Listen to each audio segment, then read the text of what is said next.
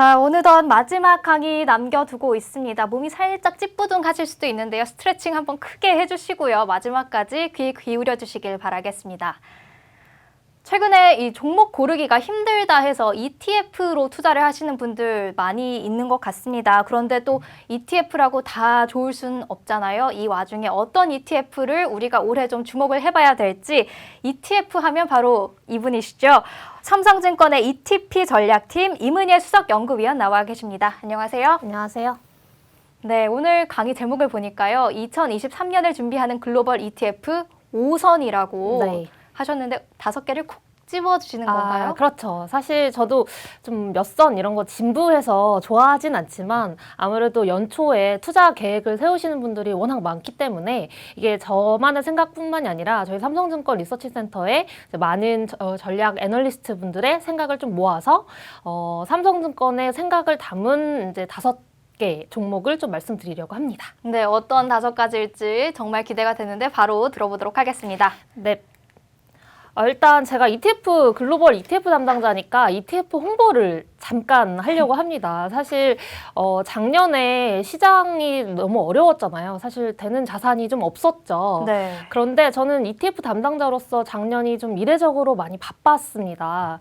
그 이유가 작년에 어떻게 ETF 투자 좀 하신 게 있으실까요? 아나운서님은? 저는 작년은 아니지만 네. 뭐 원유 ETF도 살짝 네네네. 해본 적이 있었고요. 네. ETF를 조금 해보긴 했습니다. 네, 사실 뭐 워낙 원래부터 좀 많이 해보시긴 했겠지만 작년에는 워낙 또 ETF의 인기가 좀 많았습니다. 네. 실제로 지금 그 장표를 보시면요, 그 그래프를 보시기 힘들 텐데 일단 마이너스로 쭉 가고 있는 것들이 그냥 주식이나 채권에 투자하는 뮤추얼 펀드들이고요. 근데 당연히 작년에 주식도 안 좋고 채권도 안 좋았으니까 빠져나갔겠다 이렇게 생각하실 텐데 반대로 ETF들, 주식을 담은 ETF나 채권 ETF들은 쭉쭉쭉쭉 올라가는 모습이죠. 이게 네. 글로벌 이제 차트고요.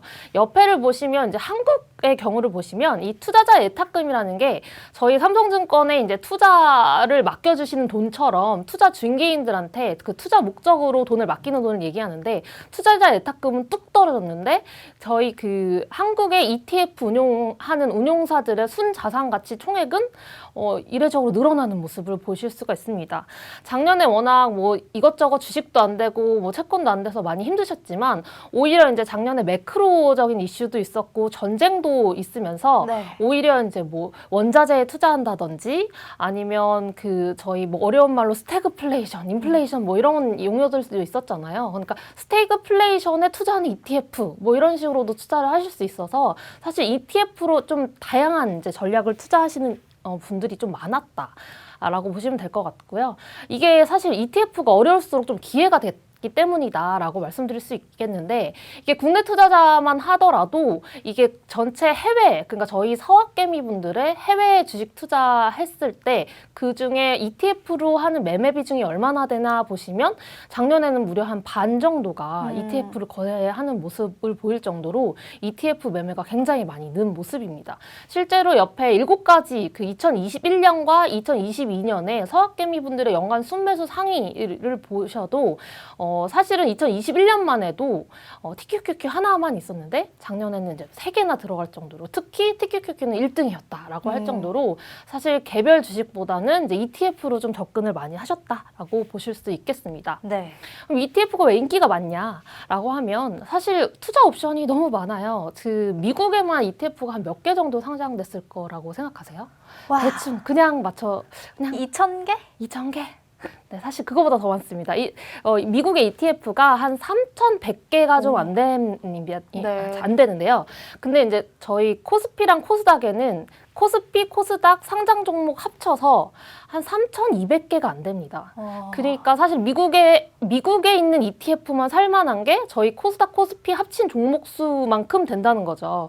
그 정도로 사실 ETF 개수가 굉장히 많고 거기에는 정말 저희가 알고 있는 그냥 S&P를 사고 뭐 원유를 사고 할 수 있는 것 ETF뿐만 아니라 정말 다양한 뭐 옵션을 산다든지 그리고 심지어는 비트코인 ETF들도 상장돼 있기 때문에 내가 원하는 자산을 ETF로 좀 찾을 수가 있는 거죠. 거기다가 뭐 두 번째로는 당연히 ETF는 운용사에서 운용을 하는 거기 때문에 전문가가 고른 테마. 제가 만약에 작년에 뭐 전쟁 관련된 테마를 사고 싶다 했을 때 저는 하나하나 종목을 다 공부해야 되지만 전쟁 관련된 ETF를 사면 사실 그 전문가들이 만들어 놓은 꾸러미를 바로 살 수 있는 거기 때문에 전문가가 고른 테마를 바로 살 수 있는 장점도 ETF의 매력이고요. 네. 그리고 세 번째가 가장 중요하죠. 이제 주식처럼 장중에 사고 팔 수 있는 이런 높은 황금성이 가장 중요한 포인트고 거기다가 같은 그 테마를 하거나 같은 주제로 하는 펀드가 있으면 뮤추얼 펀드 대비 같은 비슷한 군의 ETF가 오히려 좀 수수료가 좀 싼 편으로 나타나고 있기 때문에 저렴하게 운용사의 그 운용 능력을 내 포트폴리오로 가져올 수 있다. 이런 것들이 ETF의 인기 비결이다라고 보시면 될 것 같습니다. 이게 그래서 사실 저는 솔직히 ETF를 자신의 포트폴리오에 무조건은 한두 종목 그리고 뭐 많게는 많이 담으시는 분도 있지만 무조건 담아야 된다고 생각하는데 실제로 이제 미국의 가계자산 그러니까 일반 투자자들의 그 투자 유형별 포트폴리오를 보셔도 한 10년 사이에 ETF만 빠르게 좀 2배 이상 증가하는 모습을 보실 수 있는데 이 ETF는 사실 저희가 뭐 물론 저희 서학개미 분들은 그 레버리지 뭐 이런 걸로 많이 활용은 하시지만 그러니까요. 사실 뭐 그런 단기적인 투자뿐만 아니라 중장기 투자 그리고 정말 자신의 그 아주 오랜 노후를 위한 투자에서도 ETF가 좀 빛을 발할 수 있다. 이렇게 좀 홍보를 드리고 싶습니다. 네. 그래서 이제 ETF에 대해서 이렇게 좀 필요성에 대해서 말씀드렸고요. 이제 본격적으로 이제 빠르게 5가지 종목에 대해서 좀 설명드리겠습니다. 전체적으로 그 ETF는 아까 말씀드렸던 것처럼 정말 많은 전략으로 정말 많은 아이디어로 접근할 수 있는데 제가 오늘 가지고 온 5개 종목은 가장 대표적으로 올해 이런 테마 그리고 이런 아이디어로 접근하시면 좋을 것 같습니다.로 이제 5개를 가지고 온 거다 이렇게 생각해 주시면 좋을 것 같고요. 저희가 오늘 CES 이제 관람한 후기를 많이 들려드렸으니까 관련된 ETF인 이제 인공지능 자동화 ETF 그리고 두 번째로는 이제 스타일 투자 측면에서 이제 성장 가치 스타일 손합형 그리고 세 번째는 작년에 이어서 올해도 좀 주목받아야 하는 신재생 에너지 관련 ETF 그리고 네 번째는 채권 관련된 ETF 채권도 ETF로 사실 수 있거든요. 그래서 네. 이제 미국 채권 ETF 하나 가져왔고요. 그리고 이제 올해 초부터 조금 반등을 시작하고 있는 중국 시장 관련된 ETF 이렇게 5개를 말씀드리려고 합니다.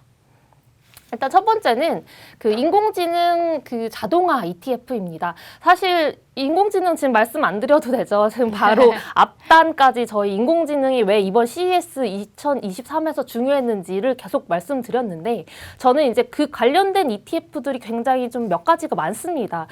인공지능이라는 말이 붙은 ETF들도 많고 또 저희 CES가 이미 주제가 한 5가지 되니까 그걸 관련된 그 테마형 ETF도 워낙 많지만 제가 요거 가져온 거는 이제 저희 삼성증권이 판단한 이번 CES의 대주제가 이제 AI이기도 했고요. 네. 그 중에서 이제 가장 대표적인 ETF로 이제 요 글로벌 X의 로보틱스 인공지능 ETF를 가져온 건데요.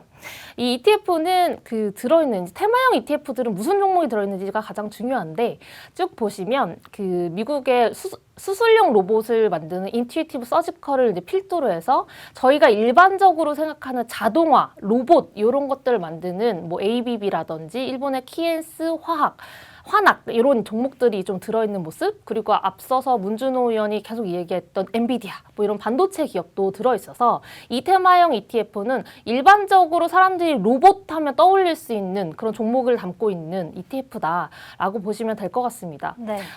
그 계속 포인트는 말씀드렸던 것처럼 CES의 제 주제를 잇는 그런 하나의 테마이기도 하고 자동화라는 것 자체가 지난 3년간 이제 코로나19가 만든 이제 그 업무 환경의 변화에 따른 투요도 워낙 커졌고요. 그리고 미국은 여전히 그 고용 환경이 좀 타이트한 상황이어서 이 상황에서 이제 또 고인플레이션을 한 1년 넘게 겪었다 보니 기업들이 비용 절감 필요성도 대두되는 상황이었죠. 그래서 이제 자동화와 인공지능 이런 것들에 대한 니즈가 많을 것으로 이제 예상돼서 좀 중장기적으로 봐야 되는 테마다 이렇게 보시면 될 것 같습니다. 두 번째로 빠르게 넘어가 보겠습니다. 두 번째는 인베스코의 S&P 500 GARP ETF입니다. 네. 이게 이름을 보면 이게 좀 S&P 500까지는 알겠는데 GARP라는 말이 들어있죠. 이게 뭘까요? 그렇죠. 사실 S&P 500 ETF라고 하면 저희 많이 알고 있는 거 있잖아요. 스파이. 그냥 네. 이거 사시면 되는데 그럼 GARP는 뭐냐? 제가 그래서 이거를 가져왔습니다. 이것도 이제 좀 약자인데요. Growth at Reasonable Price라고 해서 그러니까 성장은 성장인데 좀 가격도 고려한 거죠. 그러니까 사실 저희가 이게 스타일 투자하면 성장형이냐 가치형이냐 요 두 개를 따지는데 이 ETF는 엄밀히 말하면 성장이지만 가치의 요소도 좀 놓치지 않은 약간 혼합형의 스타일 투자 전략이라고 보시면 될 것 같아요. 제가 스파이의 대안으로 가지고 온 ETF다라고 보시면 될 것 같은데 그럼 어떻게 종목을 선정하느냐. 일단 S&P 500 내 500개 중에 그 주당 이익이나 주당 매출에 맞춰서 한 150개를 선정을 하고요. 그게 이제 성장주의 기준이죠. 그런 다음에 그 성장주를 바탕으로 해서 뭐 이익성, ROE라든지 부채 비율이라든지 그리고 밸류에이션을 따져서 그 가치주 기준을 같이 이제 섞습니다. 네. 그렇게 되면 75개가 나오고 그 75개에서 이 앞단의 점수들을 고려해서 편입 비중을 최종 결정하거든요.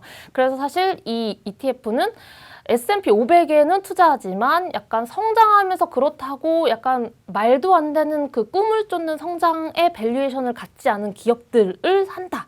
이렇게 보시면 될 것 같아서 사실 어찌 보면 조금 보수적이지만 그래도 지금처럼 시장이 크게 오를 수 있는 환경이 아닐 때 좀 적합한 지수형 ETF다라고 보시면 될 것 같은데요. 그래서 사실 저희가 일반적으로 알고 있는 S&P 500이랑 항목별 비중은 좀 다르고요. 그리고 아까도 말씀드렸지만 저희 이게 하우스뷰입니다. S&P 500 전망치인데요. 저희 삼성증권 하우스뿐만 아니라 사실 글로벌 월가의 IB의 그 S&P 500의 지금 2023년 전망치를 보면 평균적으로 올해 한 7%에서 8% 많이 오르면 뭐 정말 10% 언더라고 보고 있고 심지어는 이렇게 크게 많이 오르지 않을 것 같다라고 보는 하우스들도 많아요. 네. 그래서 사실 그것이 이제 전문가들의 의견이 이제 올해도 증시를 그냥 불확실성이 높은 상황에서 제한적으로 등락된다라고 본다면 하지만 그렇다고 해서 더 빠질 요인은 없다라고 본다면 사실 주식 매력적일 때 오히려 이제 조금 더 이렇게 펀더멘탈을 고려하고 뒤에서 말씀드린 뭐 배당이나 인컴형 자산에 대해서 좀 니즈가 커질 수 있거든요. 그래서 그런 차원에서 어차피 S&P 500 투자하는 것보다 이런 약간 가치형으로 조금 그리고 성장이지만 가치형으로 좀 투자를 했을 때 얻을 수 있는 상대적인 수익이 조금 더 이제 높을 거라고 지금 판단하고 있는 상황입니다. 네.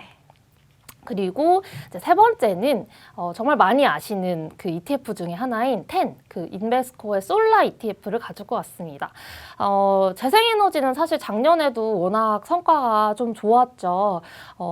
그 결론적으로 말씀드리면 사실 재생에너지는 정책 모멘텀이 굉장히 큽니다.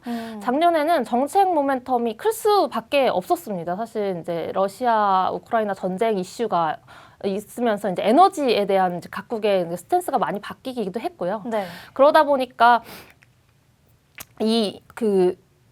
재생에너지 그 솔라뿐만 아니라 뭐 그 풍력에너지 같은 모든 재생에너지 관련 주들이 다 성과가 좋았는데 제가 오늘 가지고 온 거는 이제 그 태양광 ETF인데 안에 종목을 쭉 보시면 미국과 이제 중국의 비중이 어느 정도 같이 있습니다. 워낙 중국 기업들 중에 태양광의 잘하는 업체들이 많아서 보시면 뭐 패널부터 해서 인버터, 뭐 폴리실리콘 만드는 기업, 그리고 이제 에너지 솔루션 사업을 하는 기업까지 이제 같이 들어있는 이제 종합 그냥 글로벌리 상장되어 있는 태양 에너지 기업들의 대표적인 것들을 모두 가지고 있다라고 보시면 좋을 것 같고요.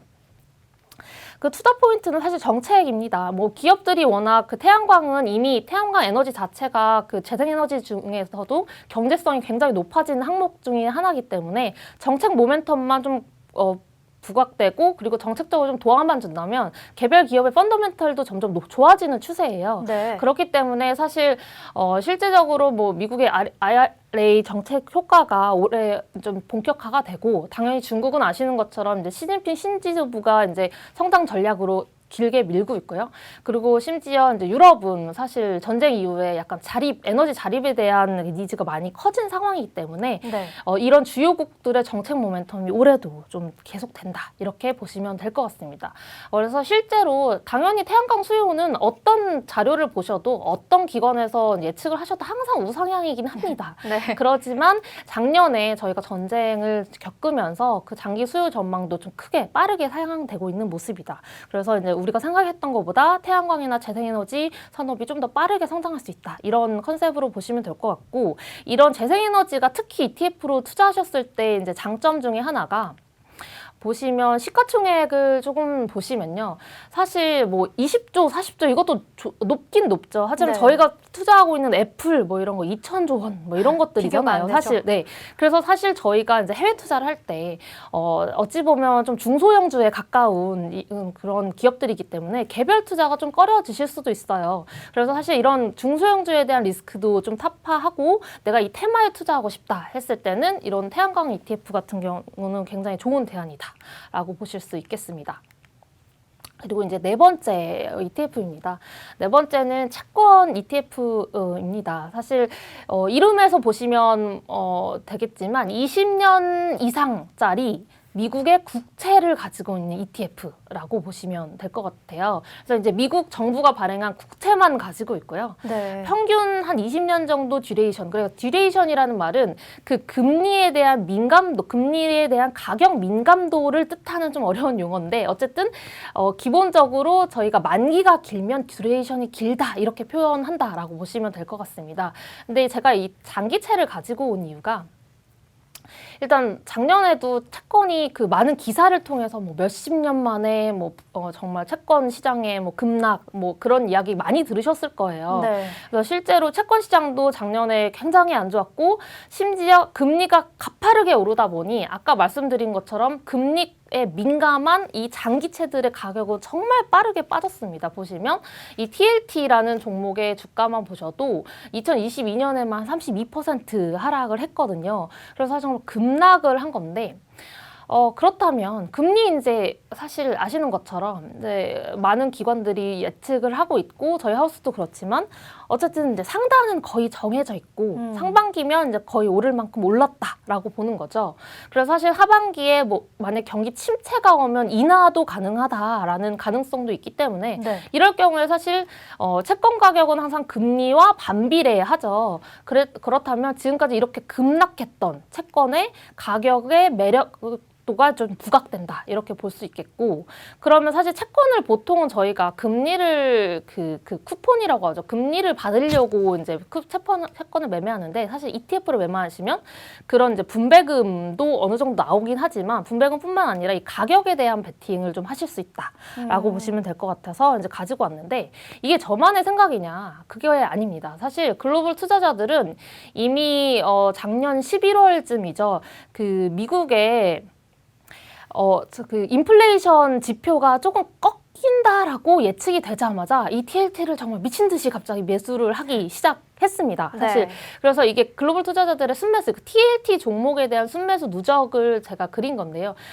저게 이제 정확히 너무 길게 그려서 잘 안 보이시겠지만 2022년 10월경부터 저렇게 가파르게 오르기 시작했다라고 보시면 될 것 같아서 이게 이제 투자자들이 이제 금리가 이제 떨어진다, 이제 금리가 올 만큼 왔다라는 것에 대해서 이제 베팅을 시작했고 이제 저가 매수를 시작했다라고 좀 해석해 주시면 좋겠고요. 네. 그게 심지어 글로벌 투자자뿐만 아니라 발빠른 서학개미 분들도 시작이 됐습니다. 사실 2022년에 10월 이후에 국내 투자자 해외 종목 순매수 상위 7개 종목을 보시면 정말 놀랍게도 네 번째와 6위에 장기채 ETF들이 등장을 합니다. 사실 채권을 한국 투자자분들이 그 ETF로 산다는 게 조금 생소하잖아요.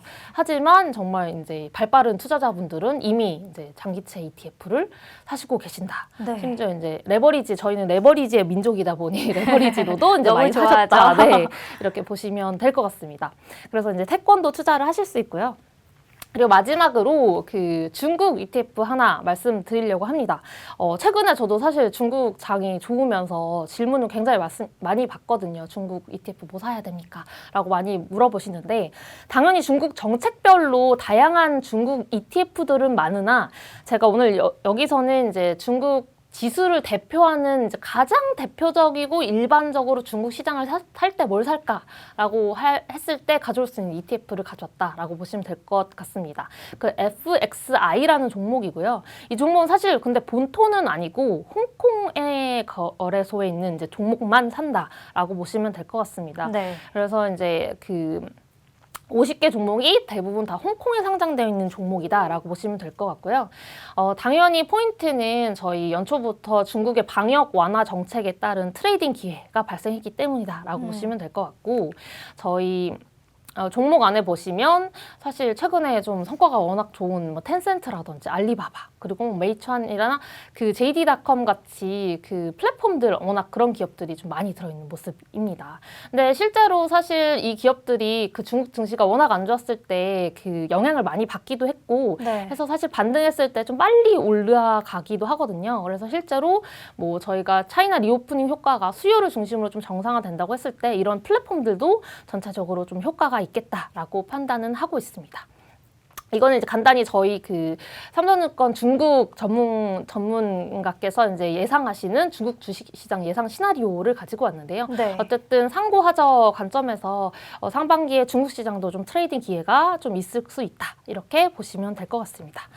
이렇게 해서 제가 준비한 5개 종목은 다 마쳤는데요. 이렇게 전체적으로 좀 준비는 해봤는데 이 5개 종목을 통해서 좀 올해 좀 성공 투자를 하시길 바라겠습니다. 진짜 성공 투자가 네. 됐으면 좋겠습니다. 아니 ETF에도 관심들을 굉장히 많이 가져주셨어요. 제가 놓칠까봐 이렇게 다 적어놨는데 뭐 연초에 이런 컨퍼런스 너무 좋다, 좋은 이야기라서 끝까지 들어야지 굉장히 많은 분들이 귀 기울여 주셨는데요.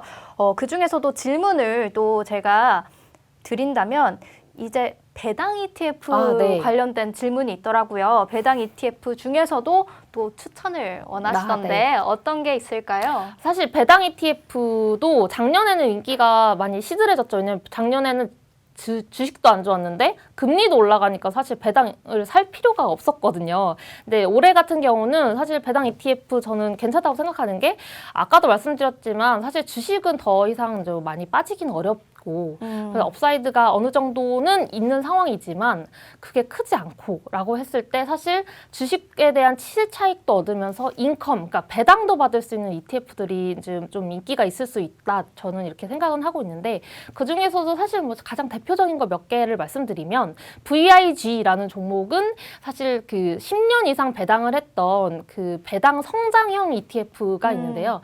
그 배당 성장주, 그러니까 성장도 하면서 배당을 주는 그런 컨셉의 ETF들도 좀 대안이 되실 수 있을 것 같고 배당 성장도 필요 없다. 그냥 정말 전통적인 배당 ETF를 원하신다라고 하면 VYM이라는 종목이 있습니다. 그런 종목도 이제 전통적인 배당 ETF로 좀 적절한 대안이 되실 것 같습니다. 네. 혹시 제가 많이 본 질문 중에 국내 ETF도 추천해 주실 게 있나요? 이런 질문이 있었거든요. 네. 국내도 혹시 있을까요? 국내는 사실 이렇게 사실 여러 종목이 많아서 오늘 제가 말씀드렸던 아이디어와 똑같은 컨셉의 국내 ETF가 많습니다. 그래서 사실 그렇게 같은 저희 그 미국 시장에 투자하기는 좀 힘들고 그냥 원화로 투자를 하고 싶으시다라고 했을 때는 제가 오늘 말씀드린 5개의 아이디어가 거의 한국 시장에도 좀 복제된 형태의 ETF들이 있으니까 그걸로 이제 초록창에 좀 검색하시면 바로 이제 나오니까 네. 그런 컨셉으로도 아마 접근해 보시는 것도 좋겠습니다. 다만 국내에서 해외를 사는 ETF 같은 경우는 그 환율에 따른 그 효과가 반영될 수도 있다는 점을 좀 감안하셔야 합니다. 네, 알겠습니다. 이렇게 저희 주식부터 그리고 마지막으로 ETF까지 2023년에 어떻게 준비해야 할까 총체적으로 살펴봤습니다. 이문혜 수석연구위원님과 여기서 인사를 나누도록 하겠습니다. 오늘 강의 감사합니다. 감사합니다.